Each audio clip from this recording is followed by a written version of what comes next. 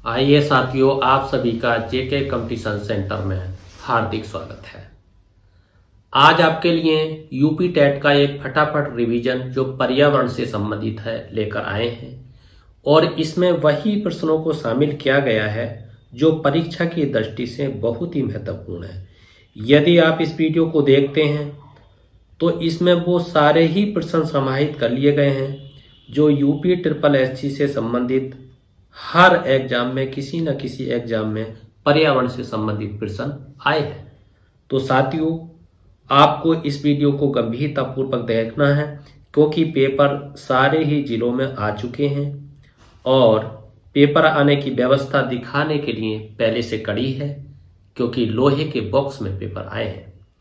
इसलिए आपको गंभीरतापूर्वक इस वीडियो को देखना है।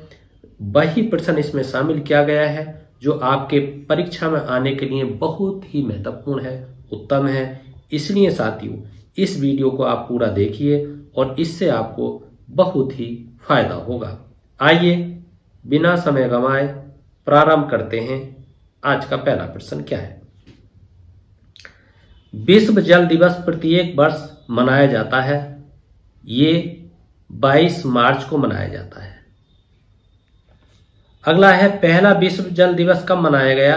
तो 22 मार्च को तो मनाया गया और सन जो थी वो 1993 थी। क्योंकि इस प्रकार का प्रश्न आ सकता है कि विश्व जल दिवस कब मनाया गया, तो 1993 को। दिन पूछा जाए किस दिन मनाया गया तो आपका उत्तर होगा 22 मार्च को। अगर पृथ्वी दिवस पूछा जाए तो वो 22 अप्रैल को आपको बताना होगा। पर्यावरण दिवस पूछा जाए तो 5 जून को बताना होगा। अच्छा, विश्व जनसंख्या दिवस अगर पूछा जाए तो आपको 11 जुलाई को बताना होगा। अगर आपको विश्व मानव अधिकार दिवस पूछा जाए तो 10 दिवस को बताना है आपको। इस तरीके से आपको ध्यान रखना है।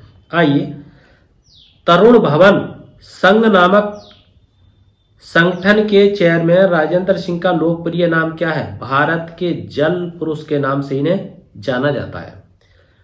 नोट में आपको ध्यान रखना है, वर्ष 1992 में रियो डी जेनेरियो में आयोजित संयुक्त राष्ट्र पर्यावरण व विकास सम्मेलन की बैठक में स्वच्छ जल हेतु एक अंतर्राष्ट्रीय दिवस मनाने का निर्णय लिया गया था 1992 में। ये आपको ध्यान देना। अगला है, भोपाल गैस दुर्घटना 3 दिसंबर 1984 का कारण क्या था? Methyl isocyanate. इसे संक्षेप में कहते हैं MIC, मिक। और ये 1984 की घटना है। कई बार पूछा गया है कि जो भोपाल गैस दुर्घटना कब घटित हुई? आपका उत्तर होगा 1984 को। किस दिन घटित हुई? आपका उत्तर होगा 3 दिसंबर को। और मिथाइल आइसोसाइनेट को संक्षेप में क्या कहते हैं? MIC, MIC. Methyl isocyanate gas का प्रयोग किया जाता है कार्बोनेट कीटनाशकों के उत्पादन में किया जाता है। यूक्रेन तत्कालीन सोवियत संघ के नाम से जाना जाता है। के चेर्नोबिल स्थित परमाणु केंद्र में हुई नाभिकीय दुर्घटना की तिथि क्या है? 26 अप्रैल 1986 की घटना है। नाभिकीय ऊर्जा का उपयोग प्रायः ऊष्मीय प्रदूषक का कारक है। यह भी आपको ध्यान रखना है। अगला महत्वपूर्ण प्रश्न है कि उत्तर प्रदेश में प्रथम बायोटेक्नोलॉजी पार्क की स्थापना की गई है। कहाँ की गई है? लखनऊ में की गई है। सुनामी की उत्पत्ति का कारण क्या है? समुद्र के भीतर उत्पन्न भूकंप को सुनामी कहा जाता है। संक्षेप में ही इसको बताना है, फटाफट रिवीजन करना है ताकि आपको केवल देखते जाना है।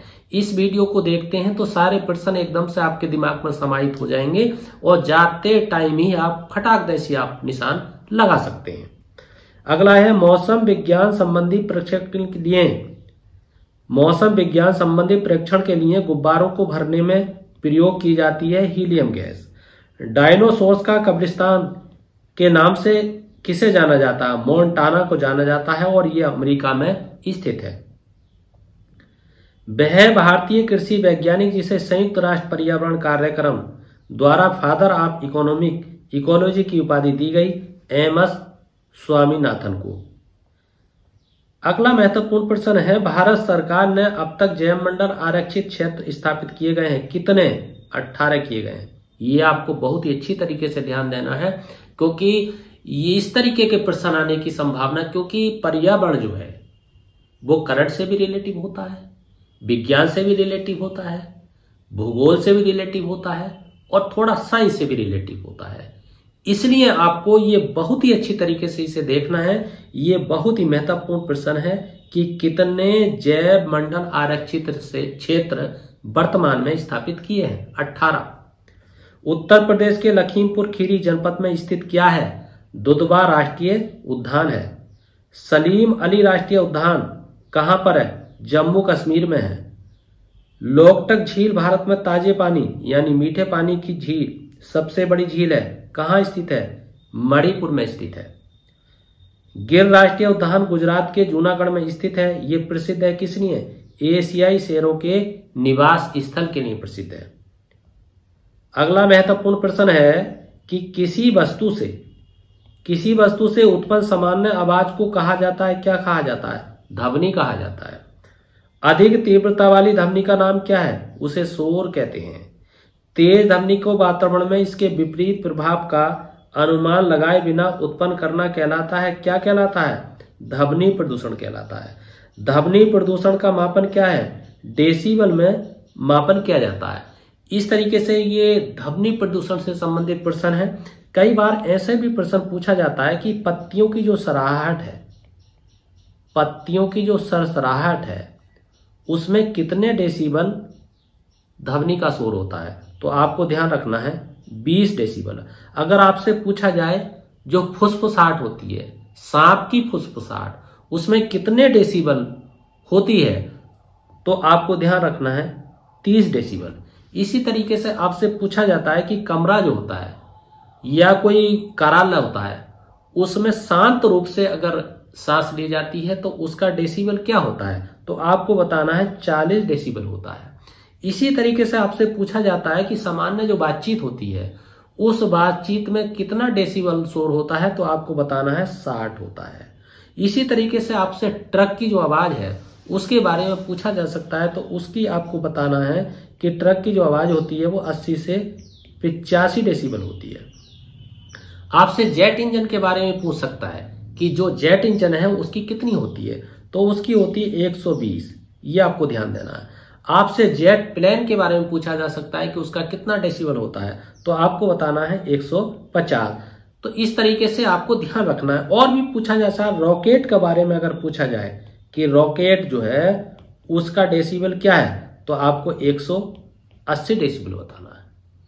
इस तरीके से यहाँ व्याख्या करने का टाइम नहीं है, क्योंकि आपको क्विक रिवीजन करना है, फटाफट रिवीजन करना है। आइए आगे देखते हैं।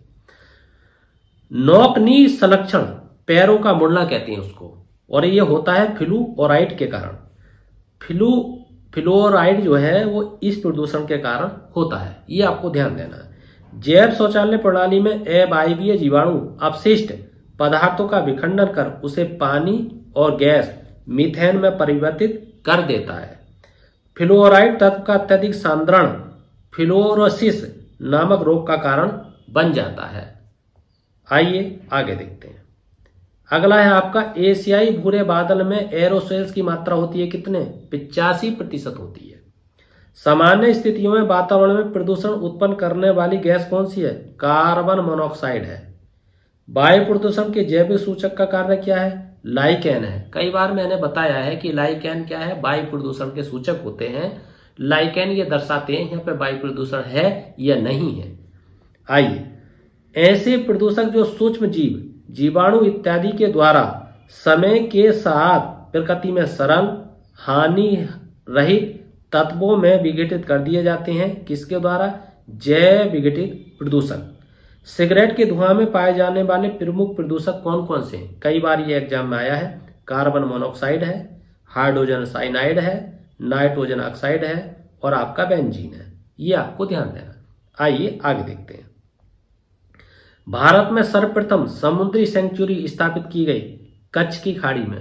कच्छ कहाँ? गुजरात में, जो भारत का सबसे पश्चिमी राज्य है। मैंने कई बार बताया ये कर्क रेखा पर स्थापित है, क्योंकि मैंने बताया है कई बार इस प्रकार के प्रश्न भी आपसे पूछ लिए जाते हैं कि भारत में कर्क रेखा कितने राज्यों से गुजरती है। आपको बताना 8 राज्यों से गुजरती है। तो जैसे कि आपका गुजरात है, राजस्थान है, मध्य प्रदेश है, छत्तीसगढ़ है, झारखंड है, पश्चिम बंगाल है, त्रिपुरा है, मिजोरम है। इस प्रकार से मैंने कई बार बताया, यहाँ पे विस्तार करने की आवश्यकता नहीं है, केवल क्विक रिवीजन की।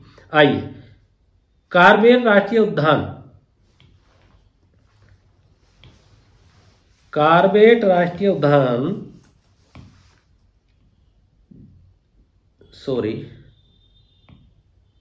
कार्बेट राष्ट्रीय उद्यान जल प्राप्त करता है किससे? रामगंगा नदी से करता है। चिनार वन्यजीव विहार अवस्थित है कहाँ है? केरल राज्य में है। हरिके आर्द्रभूमि पंजाब प्रांत में स्थित है। ब्यास और सतलज के संगम पर स्थित है। नोट, क्या याद रखना? 5 मौसमों का बाग मेहरौली के समीप स्थित है। आइए अगला प्रश्न देखते हैं। भारत सरकार द्वारा अब तक स्थापित जैव मंडल आरक्षित क्षेत्रों की संख्या कितनी? 18 हो गई है, पीछे ही बताया। यूनेस्को के विश्व संजाल में सम्मिलित भारत के जैव मंडल आरक्षित क्षेत्रों की संख्या कितनी हो गई है? 12 हो गई है। यूनेस्को द्वारा प्रमाणित भारत की बृहत्तम क्षेत्रफल की दृष्टि से जैव मंडलीय निधि क्या है? मन्नार की खाड़ी। क्षेत्रफल कितना है? 10,500 वर्ग किलोमीटर। भारत में क्षेत्रफल की दृष्टि से भारत में सबसे बड़ा जैव मंडलीय निधि कौन सा है? कच्छ का रण है और ये गुजरात में है। क्षेत्रफल कितना है? 12,454 वर्ग किलोमीटर है। आइए आगे देखते हैं। ग्रेट इंडियन हॉर्नबिल का प्राकृतिक आवास है पश्चिम घाट में। भारत का प्रथम तितली उद्यान बन्नरघट्टा जैविक उद्यान स्थित है बंगलुरु में। और बंगलुरु कहाँ पर स्थित है? कर्नाटक में। चमकीले नीले धब्बों के साथ मखमली काले पंखों वाली ब्लू मॉर्मॉन तितली को राज्य तितली के रूप में घोषित किया है। किसने? महाराष्ट्र ने किया है। भारत की सबसे बड़ी तितली सर्दन बर्डविंग को राज्य तितली के रूप में घोषित करने वाला राज्य कौन सा है? कर्नाटक है। अगला महत्वपूर्ण है, वर्ष 1981 में स्थापित दचीगांव राष्ट्रीय उद्यान स्थित है कहाँ? जम्मू एवं कश्मीर राज्य में। सफेद बाघों के लिए प्रसिद्ध राष्ट्रीय उद्यान है कहाँ? बांधवगढ़ राष्ट्रीय उद्यान। संयुक्त राज्य अमेरिका का प्रथम राष्ट्रीय पार्क कौन सा है? Yellowstone national park. नौक्रेक जैव मंडल स्थापित है किस राज्य में? मेघालय राज्य में। विश्व का एकमात्र पिलबन पार्क केबियोल लामजाओ नेशनल पार्क स्थित है मणिपुर में स्थित है। आइए अगला देखते हैं। हिमालय में प्राकृतिक रूप से पाया जाने वाला टेक्सास वृक्ष सूचीबद्ध है रेड डाटा बुक में। टेक्साल नामक औषधि जो विशेषता कैंसर के प्रति प्रभावी है प्राप्त होती है टेक्सास वृक्ष से। उष्ण एवं उपोष्ण कटिबंधीय क्षेत्रों में समुद्र तटों के लवणीय जल में उगने वाले वन कहलाते हैं मैंग्रोव वन कहलाते हैं।